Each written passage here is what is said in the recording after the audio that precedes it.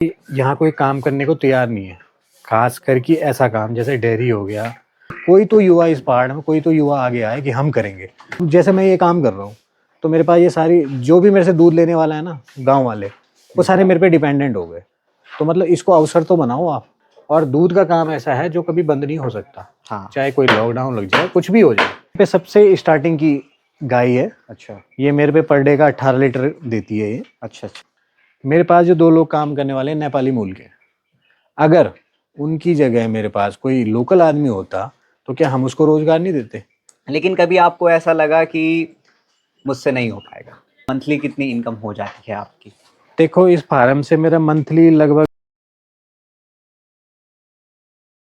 दोस्तों, जहां एक तरफ पहाड़ पलायन की मार को झेल रहा है, वहीं आज भी पहाड़ों में काफ़ी सारे लोग ऐसे हैं जो पहाड़ों में ही रहकर अपने सपने को नए आकार दे रहे हैं। दोस्तों, आज मैं आपको मिलवाने वाला हूं एक ऐसे युवा से जिन्होंने शहरों में नहीं बल्कि गांव में रहकर ही खुद को एक नई पहचान दिलाई है।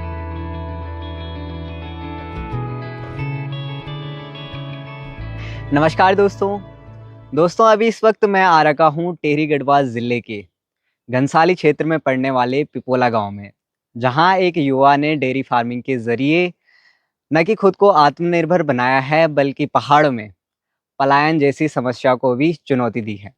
दोस्तों, आज की इस वीडियो में हम लोग जानने वाले हैं कि कैसे उन्होंने पहाड़ों में रहकर डेयरी फार्मिंग की शुरुआत में किन किन चीज़ों की, किन किन मुश्किलों का सामना उनको करना पड़ा, अभी उनका ये डेयरी फार्म कैसा चल रहा है, आप लोग भी किस तरह पहाड़ों में रहते हुए आत्मनिर्भर बन सकते हैं, स्वरोजगार कर सकते हैं। दोस्तों, ये ठीक सामने पे रहा पिपोला का गांव और वहीं पे डेयरी फार्म भी है। बाकी गांव के नीचे आपको ये टिहरी झील दिखाई दे रही होगी। हालांकि झील में इन दिनों पानी काफ़ी ज़्यादा कम हो रखा है और झील के बिल्कुल ही ऊपर आपको ये पुल दिखाई दे रहा होगा, जिसे घोंटी के पुल के नाम से जाना जाता है। बाकी अभी ले चलते हैं आपको फार्म की तरफ। नमस्कार भैया जी, सबसे पहले तो आपका बहुत बहुत धन्यवाद जो आपने हमारे लिए टाइम निकाला। धन्यवाद, आप हमारे यहाँ तक पहुँचे हमारी बातों को आगे तक पहुँचाने के लिए। और बहुत बहुत स्वागत है आपका हमारे इस चैनल पर। तो आपका भैया भी जी, सबसे पहले आप हमारे दर्शकों को अपने बारे में बताएं और अपने इस खूबसूरत से गांव के बारे में बताएं। सर, मेरा नाम सुभाष सेमवाल है। मैं ग्राम पिपोला, हमारी ग्राम सभा है ये, पट्टी डूंगरदार में पड़ती है, जिला टिहरी गढ़वाल, ब्लॉक जाखणीदार।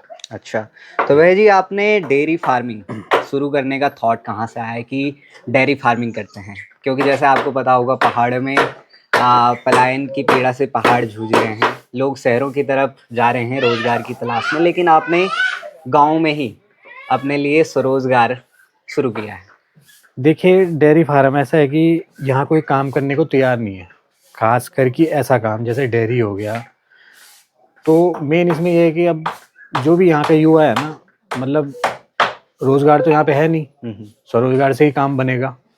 अब जो भी यहाँ का युवा है, हर युवा सोचता है कि मुझे व्हाइट कॉलर जॉब मिल जाए, तो ये पॉसिबल नहीं है। अच्छा। किसी न किसी को अपने क्षेत्र में कुछ ना कुछ तो करना पड़ेगा। अब रही बात स्वरोजगार की, हम डेयरी पे क्यों आए, तो डेयरी मेरे को ऐसा ऑप्शन लगा था कि जिसमें इन्वेस्टमेंट वन टाइम है। अब सपोज मैं पहले 3 गाय से चालू करता हूँ तो मेरे पास 3 की साल शायद 1 से 1.5 साल में 6 हो जाए। तो वन टाइम इन्वेस्टमेंट है। और दूध का काम ऐसा है जो कभी बंद नहीं हो सकता। हाँ। चाहे कोई लॉकडाउन लग जाए, कुछ भी हो जाए, ये डेली नीड की चीज़ है, ये कभी बंद नहीं होगी। तो आप बताएंगे कि पहले आप क्या करते थे, फिर कैसे आपने अपने इस डेयरी फार्मिंग की शुरुआत की?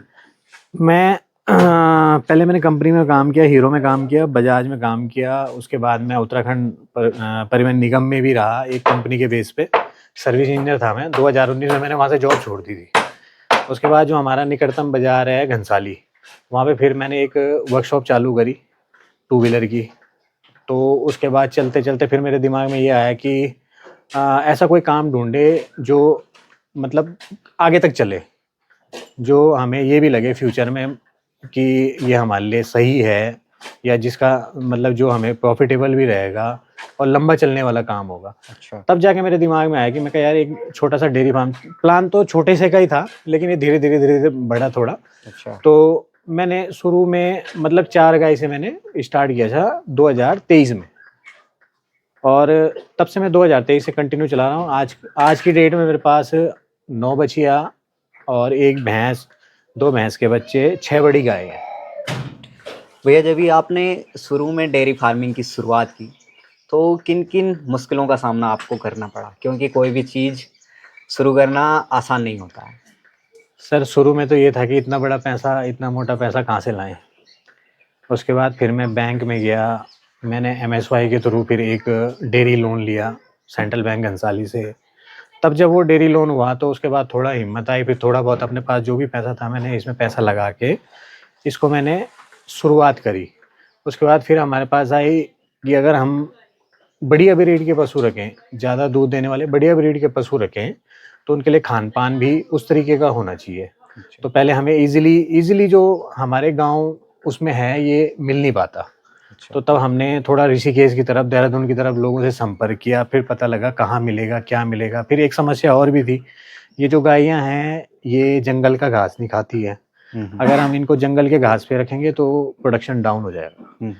तो फिर उसके बाद पता चला कि गवर्नमेंट की कोई स्कीम है, मुख्यमंत्री घसियारी कल्याण योजना।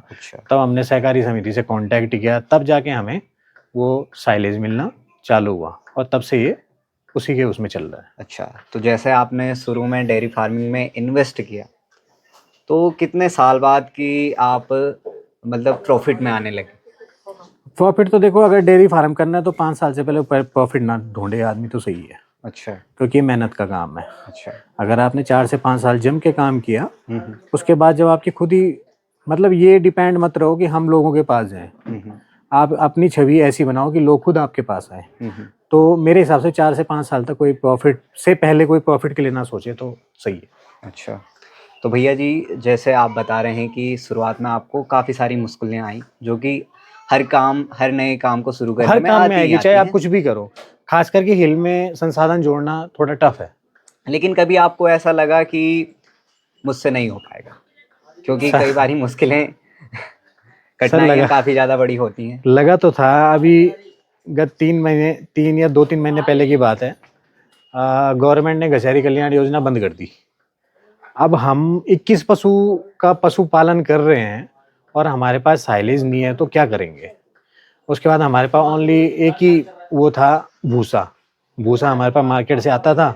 अब हम भूसा खिलाते थे, आसपास के जंगलों में जो हरी पत्तियां मिलती थी वो अपना चाप कटर पे काट के इनको मिक्स करके खिलाते थे। लेकिन उसमें दिक्कत एक थी, उसमें दिक्कत ये थी कि जो मेरा 70-75 लीटर का प्रोडक्शन था वो लगभग 10 से 15 लीटर गिर गया था। अच्छा। उसके बाद फिर हमने आवाज़ उठाई, फिर इधर कहीं विज्ञापन दिए, कहीं कुछ किया, तब जाके वो फिर जनवरी में वो बहाल हुआ। वो जनवरी से फिर हमें मिलना चालू हुआ, तो अभी तब से कंटिन्यू चल रहा है। मेन समस्या अगर देखी जाए तो चारे की है। अच्छा। फिर दूसरी एक दिक्कत और भी है, हमारे पास हमारे कहीं आसपास ऐसी कोई भूमि नहीं है जो जिस पे पानी पर्याप्त हो। यहाँ सारा जिसको बोलते हैं उखड़ के खेत सारे हैं, तो इनमें पानी की मात्रा इतनी है नहीं। अब अगर हम इसमें चेरी बरसीन की बात करें, चेरी बरसीन बोने की बात करें, तो बिना पानी के पॉसिबल नहीं है। ये मेरे पे सबसे स्टार्टिंग की गाय है। अच्छा। ये मेरे पे पर डे का 18 लीटर देती है ये। अच्छा। और सबसे शुरू में ये गाय लाया था। अच्छा। उसके बाद इसी के साथ की ये भी गाय लाया था मैं। ये भी मेरे पास सबसे पहले से थी। अच्छा। तो ये भी, इसका भी 18 लीटर का प्रोडक्शन है daily. 9 litre one time, 18 litre दोनों टाइम। अच्छा। उसके बाद फिर जब मैंने ये 2024 में फिर मैंने ये बढ़ाया, जब मेरे पे जगह ही कम हुई, उसके बाद मैंने इसको आगे बढ़ाया। उसके बाद फिर मैं ये गाय लेके आया था। अच्छा। इसका 21 लीटर का प्रोडक्शन है दोनों टाइम पे। अच्छा। ये भी HF है, HF नस्ल की गाय है। इसका भी 21 लीटर का प्रोडक्शन है। फिर मैं उसके बाद ये भी गाय लाया, ये भी लगभग अभी 12-13 लीटर के आसपास दे रही है। अच्छा। और ये भी मैं उसी के बाद लेके आया जब मैंने सेकंड टाइम जब वो किया, इसे बढ़ाया आगे। इसका भी 18-19 लीटर का पर डे का है। उसके बाद फिर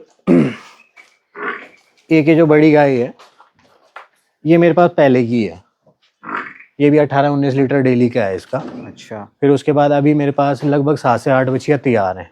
हाँ। हम देखो यहाँ पे हम लोगों को कह रहे हैं कि अगर जिसको रोजगार करना है, डेयरी फार्म करना है, मेरे पास अभी 8 बछिया लगभग तैयार है, जो केवल लेके जानी है। AI कराओ, अपना 9 महीना देखभाल करो, सही खिलाओ उसे, उसके बाद वो आपको बहुत बढ़िया रिजल्ट देगी। लेकिन हम चाहते हैं कि कोई ना कोई, मतलब कोई तो युवा इस पहाड़ में, कोई तो युवा आगे आए कि हम करेंगे। लेकिन अभी तक ऐसा कोई वो नहीं है किसी की तरफ से रिस्पॉन्स कि कोई इस काम को करे आगे। अच्छा, मैं देख रहा हूँ आपने यहाँ गाय के साथ साथ भैंस भी मुझे पीछे दिख रही है। हाँ, एक भैंस भी है मेरे पास, 2 उसके बच्चे हैं। अच्छा, हाँ। तो फिर जैसे आप गाय गाय से जो मतलब गाय रखी हुई थी आपने, और उसके बाद भैंस का कैसे सोचा? नहीं, भैंस मेरे पास पहले की है। अच्छा, पहले की ये है। वो स्टार्टिंग की है। अच्छा। सबसे पहले मेरे पास भैंस ही थी। हम्म। तो आपने जो ये डेयरी फार्म है आपका, तो आपने इसे सेटअप किस तरह से कर रखा है? यानी कि जो आपका ये जो रूम है पूरा, ये कितनी जगह में फैला हुआ है? कैसे आप यहाँ पे ये जितनी भी गाय हैं इनको इनका डेली रूटीन मेंटेन करते हो? ये जो फार्म है इसकी चौड़ाई है 24 फुट। इसमें 24 फुट में ये 2 फुट की हौदी हमने दे रखी है खाने के लिए। अच्छा। इसमें आप चारा डालो, जिस गाय का जितना चारा है वो हम उसकी हौदी में डाल देते हैं। हाँ। इसकी जो लंबाई है ये टोटल 70 फुट है। अच्छा। तो 70 बाई 24 का हॉल है ये। और इसमें हमने क्या कर रखा है, यहाँ पे हवा का डायरेक्शन नीचे से ऊपर के लिए है। तो इसमें हमने क्या कर रखा है, नीचे वाली जो जाली है वो बड़ी है ताकि प्रॉपर वेंटिलेशन रहे। अगर बाहर 40 डिग्री का टेम्परेचर होगा और आप इस हॉल के अंदर आएंगे तो यहाँ आपको 30 डिग्री का टेम्परेचर मिलेगा। इसमें क्या है कि नीचे से जो हवा आती है यहाँ ऊपर से पास हो जाती है, तो अंदर हीट नहीं बनती। फिर हमने क्या कर रखा है, ऊपर हिटलॉन सीट मार रखी है। हाँ। तो हिटलॉन सीट का फायदा ये है कि ऊपर की हीट ये नीचे नहीं आने देता। अच्छा। तो इसलिए थोड़ा अंदर टेम्परेचर मेंटेन रहता है। और आपने पंखे भी लगा रखे हैं यहाँ? पंखा सब गाय के लिए मिलेगा। अच्छा। इसमें 16 पंखे हैं। ये गर्मियों में सुबह 10 बजे से शाम को 5-6 बजे तक कंटिन्यू चलते हैं, और अगर ज़्यादा गर्मी तो रात को भी चलते हैं। बाकी मैं जो आपका जो ये फर्श है यहाँ पे, वहाँ से जैसे दोनों साइड से इसकी ऊंचाई है और बीच में मैं देख पा रहा हूँ कि थोड़ा नाली टाइप की लग रही है। इसमें बीच में हमने ना ये दोनों तरफ का स्लोप हमने बीच में दे रखा है। अच्छा। तो इसमें ये होता है कि अगर वहां से कोई पानी गिर गया, किसी ने पेशाब कर दी, किसी पशु ने पेशाब कर दी, तो वो बीच में आ जाता है। हाँ। और इसमें हमने 6 पाइप दे रखे हैं बीच में। हाँ। जो अंदर का जितना भी वो होगा, पानी होगा, वो उनसे बाहर निकल जाता है। तो ये ड्राई रहता है, गीला नहीं होता। तो आप बताएंगे आप चारा कैसे तैयार करते हैं यहाँ पे थोड़ा? चारे का हमारा बेसिकली ये है कि जो हमारी जैसे 18 लीटर वाली कोई गाय है, अगर वो उसमें है, मिल्किंग में है अभी, तो उसको हम कम से कम ये मान के चलो कि 15 से 20 लीटर किलो साइलेज, और उसमें 5 से 7 किलो अपना भूसा मिक्स करके उनको दे देते हैं। उसके बाद अगर कोई गाय मेरे पास एक टाइम पे 10 लीटर दूध दे रही है तो उसको 5 किलो जो हमारा फीड आता है वो देना कंपलसरी है। जो आपका ये फार्म है, इसको मेंटेन करने के लिए कितने लोगों की ज़रूरत पड़ती है या आप अकेले करते हैं? सर मेरे पास अभी फ़िलहाल 2 लोग हैं, और मेरा घर भी पास में ही है। तो इसलिए घर वालों की निगरानी में भी रहता ही है। फिर ये है कि मैं सुबह शाम मैं यहीं पे रहता हूँ। तो अगर किसी को कोई दिक्कत होती है वो पूछ भी सकता है हमसे। अगर किसी गाय में कोई दिक्कत है, कोई खाने में दिक्कत है, तो हमें पता लगता रहता है। हाँ। और भैया जी, अब सबसे बड़ा सवाल जो हर लोग जानना चाहते हैं, क्योंकि लोग शुरू ही किसी काम को तब करते हैं कि वह पैसा कमा पाए, तो आप बताएंगे कि आपने अभी तक, यानी कि जैसे आप मंथली कितनी इनकम हो जाती है आपकी? देखो, इस फार्म से मेरा मंथली लगभग 1,20,000 रुपये के आसपास मेरा आ जाता है। लेकिन मैं फ़िलहाल अभी मैं 1 रुपये बचाने की नहीं सोचता। मेरे पास फ़िलहाल जो आता है मैं वो लगा देता हूँ। अब चाहे मेरे को इन गायों के लिए कोई नई चीज़ लानी हो, अब जैसे कोई मैट है, तो हम जैसे मैटिंग लाते हैं तो ये मैटें 2-2.5 साल में ख़त्म हो जाती है। तो हम ऐसी चीज़ के ऊपर इन्वेस्ट करते हैं जो हमें बाद में फ़ायदा दे। अच्छा। हमने अभी कभी ये नहीं सोचा कि मेरे पास 1 लाख मेरे पास आया तो मेरे को 50,000 बच गए या 40,000 बच गए। इस बारे में हम कभी इतना वो नहीं गए, डीप नहीं गए। भैया जी, क्या आपको लगता है कि इस तरह का काम पहाड़ों में पलायन को रोक सकता है? बिल्कुल। अब मैं खुद इस काम को कर रहा हूँ। मेरे पास जो 2 लोग काम करने वाले हैं नेपाली मूल के, अगर उनकी जगह मेरे पास कोई लोकल आदमी होता तो क्या हम उसको रोजगार नहीं देते? पर समस्या ये है कि हमारा लोकल काम करेगा ही नहीं। सबको वाइट कॉलर जॉब चाहिए, सबको, मतलब मेरी समझ में ये बात नहीं आई। यहाँ का यंग लड़का नीचे होटलों में जाके या कहीं भी 10-15 हज़ार रुपये की नौकरी कर लेगा, उसमें से 3,000 रुपये 4,000 रुपये वो कमरा भाड़ा देगा, 2-3 हज़ार रुपये खाने के देगा, तो बचाएगा क्या? अगर कोई मैं तो ये भी बोलता हूँ, अगर कोई है काम करने के इच्छुक तो आए मेरे पास, मैं रखूंगा उसे। अब इनको भी हम पैसा देते हैं तो क्यों ना अपने आदमी को दे। ये भी तो काम कर रहे हैं, ये भी तो मेहनत कर रहे हैं। पर देखो, मेहनत तो सभी जगह करनी ही पड़ेगी। पर हमारा बोलना ये है कि अगर हमारे आदमी को हमारे ही पहाड़ में काम मिल जाए तो इससे बड़ी बात क्या है।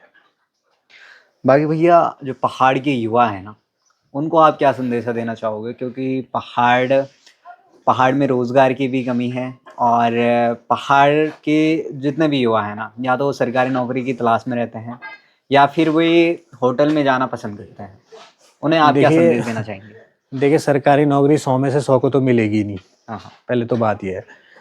फिर देखो इस जो पहाड़ है, अभी पहाड़ में ये कंडीशन होगी कि हर घर में, पहले तो ये था कि अगर किसी गांव में 50 परिवार होंगे तो उसमें से मुश्किल से 20 परिवार में ही लोग घर होंगे, और 20 परिवार में भी पूरे लोग घर नहीं होंगे। जितनी भी यंग जनरेशन है वो तो हमारी शहरों में चली गई, तो यहाँ पे काम कौन करेगा।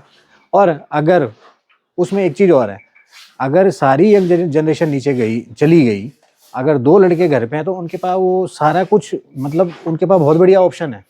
क्योंकि वो 20 पर, अब जैसे मैं ये काम कर रहा हूँ तो मेरे पास ये सारी, जो भी मेरे से दूध लेने वाला है ना गांव वाले, वो सारे मेरे पे डिपेंडेंट हो गए। तो मतलब इसको अवसर तो बनाओ आप, इस चीज़ को अवसर तो बनाओ कि जब इस काम को कोई कर नहीं रहा तो मैं करूँगा तो सारे लोग मेरे पास आएंगे ना, जो आदमी काम कर रहा है। बिल्कुल सही बात। तो इस चीज़ को अवसर बनाने की ज़रूरत है। तो भैया जी, जैसे अभी आपका ये फार्म चल रहा है, तो आप इसको आगे कैसे बढ़ाना चाहोगे कि आप सोचो कि हाँ, मैं अभी मेरे पास 2 लोग हैं, कल के दिन पे 4 काम करें, 5 लोगों को मैं रोज़गार दे पाऊँ?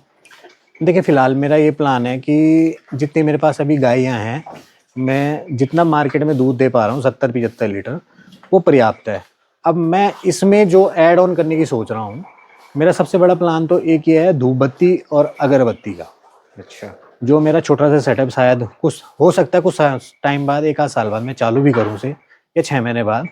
उसमें मैं ये चाह रहा हूँ कि गाय गोबर की धूप और आपका जो संविदा आती है कप वाली, वो चीज़ें हम चालू कर सकते हैं। इसे एक चीज़ इसमें और भी हो सकती है, जो हमारे पास इस फार्म से जो मेरा गोबर निकलता है, वो कम से कम ये मान के चलो कि 1-1.5 कुंटल डेली का निकलता होगा। पहले तो ऊपर ही निकलता होगा, लेकिन मिनिमम अगर मैं मान के चलूँ 1-1.5 कुंटल, तो हम उसमें वर्मी कंपोस्ट का बहुत बढ़िया काम कर सकते हैं।